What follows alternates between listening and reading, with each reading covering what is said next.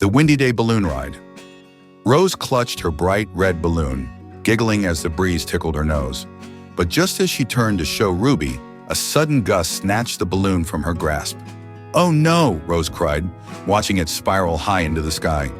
Ruby, the clever little rabbit, twitched her nose and turned to Whiskers, the mischievous squirrel. "We have to get it back," Whiskers grinned. "Then let's fly." Nearby, an old basket lay under a tree, and tied to it was a tangle of colorful ribbons. With a quick tug, the ribbons unraveled, revealing a cluster of forgotten balloons. Before they could think twice, a strong gust lifted them into the air.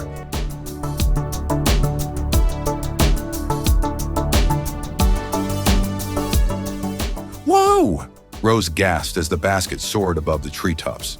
The wind twirled them around like a dance, carrying them higher and higher. Down below, the forest looked like a soft green blanket.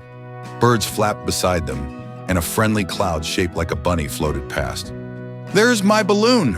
Rose pointed as it bobbed above a sparkling river. Ruby and Whiskers worked together, nudging the basket just close enough. But as Rose reached out, whoosh! Another gust sent the balloon zooming away. Ruby's ears flapped in the wind as she had an idea. "Let's trust the wind. It knows where to take us." Closing her eyes, Rose let the basket glide, feeling the breeze guide them. And just like magic, the balloon drifted right into her hands. With a joyful cheer, the friends sailed back down, landing gently on the grass. "That was amazing," Rose beamed. Ruby wiggled her nose.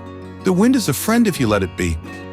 As they laughed, the wind playfully swirled around them, ready for the next adventure.